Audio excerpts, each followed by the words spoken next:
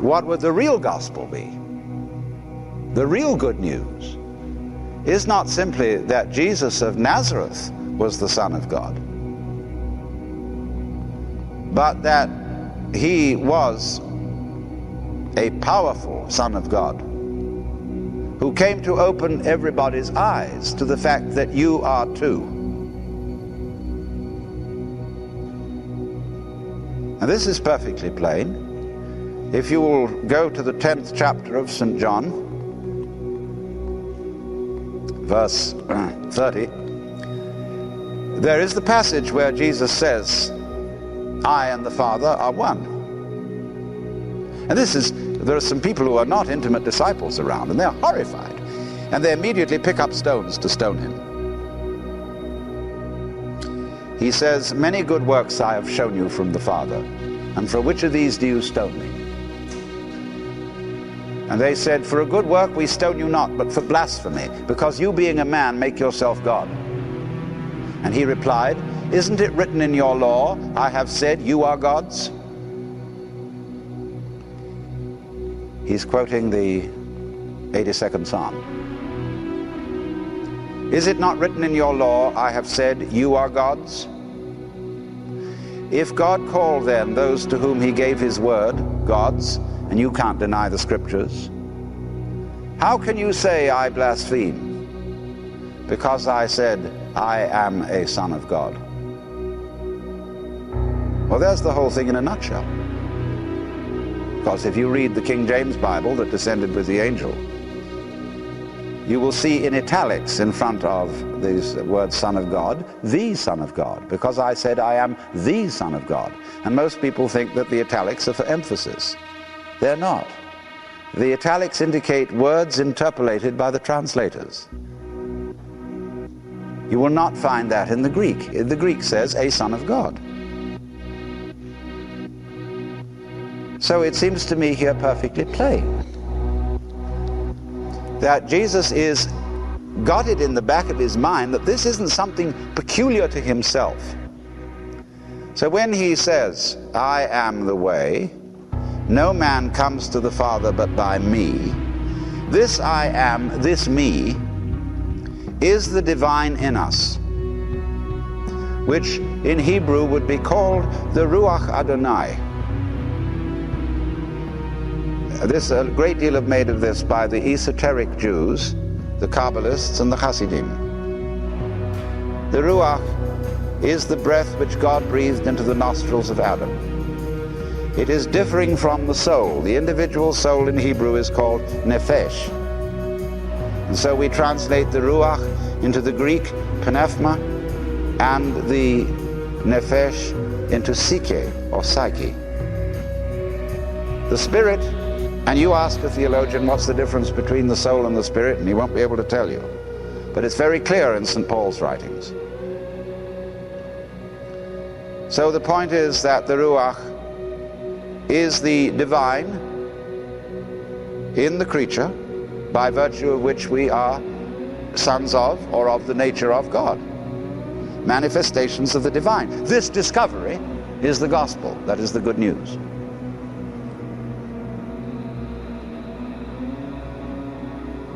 But this has been perpetually repressed throughout the history of Western religion,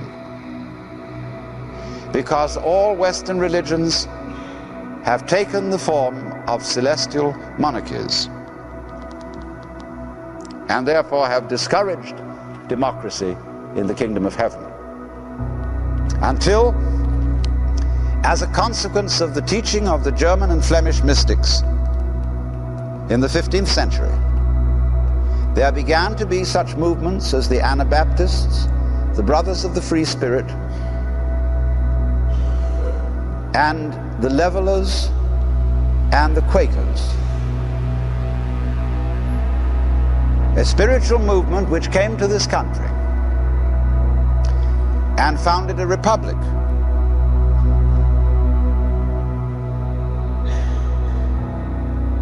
And not a monarchy. And how could you say that a republic is the best form of government if you think that the universe is a monarchy? Obviously, if God is top on a monarchy, monarchy is the best form of government. But you see, ever so many citizens of this republic think they ought to believe that the universe is a monarchy. And therefore they are always at odds with the republic. It is from principally white, racist Christians that we have the threat of fascism in this country. Because you see, they have a religion which is militant, which is not the religion of Jesus, which was the realization of divine sonship, but the religion about Jesus, which pedestalizes him, and which says only this man, of all the sons of woman, was divine, and you had better recognize it. And so it speaks of itself as the church militant, the onward Christian soldiers marching us to war.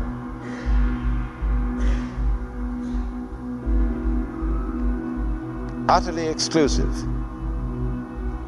convinced in advance of examining the doctrines of any other religion that is the top religion. And so it becomes a freak religion, just as it has made a freak of Jesus, an unnatural man. It claims uniqueness, not realizing that what it does teach would be far more credible if it were truly Catholic. That is to say, restated again the truths which have been known from time immemorial, which have appeared in all the great cultures of the world. But even very liberal Protestants still want to say, somehow, so as I suppose to keep the mission effort going, or to pay off the mortgage. Yes, these other religions are very good. God has no doubt revealed himself through Buddha and Lao Tzu. But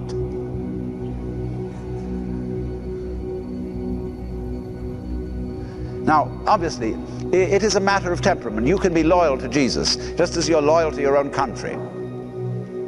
But you are not serving your country if you think that it's necessarily the best of all possible countries. That is doing a disservice to your country. It is refusing to be critical where criticism is proper. So of religion. Every religion should be self-critical. Otherwise, it soon degenerates into a self-righteous hypocrisy.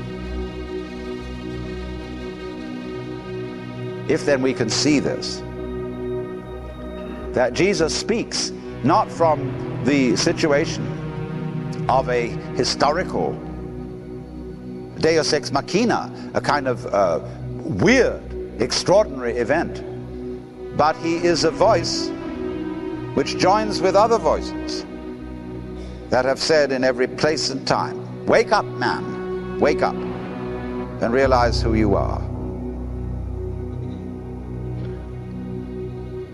Now, I don't think, you see, until churches get with that they're going to have very much relevance. You see, popular Protestantism and popular Catholicism will tell you nothing about mystical religion. The message of the preacher, 52 Sundays a year, is, dear people, be good. We've heard it ad nauseam. Or believe in this. He may occasionally give a sermon on what happens after death or the nature of God. But basically, the sermon is be good.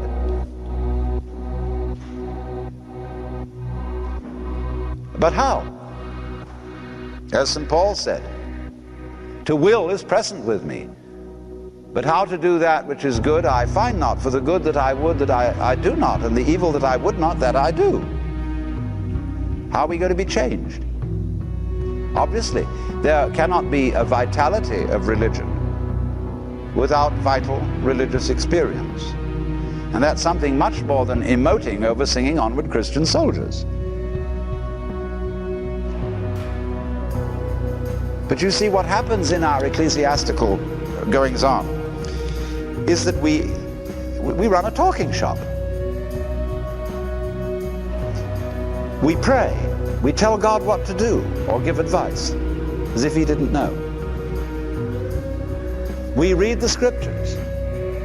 And remember, talking of the Bible, Jesus said, "You search the scriptures daily, for in them you think you have life." St. Paul made some rather funny references about the spirit which giveth life and the letter which kills. I think the Bible ought to be ceremoniously and reverently burned every Easter. We need it no more because the Spirit is with us. It's a dangerous book.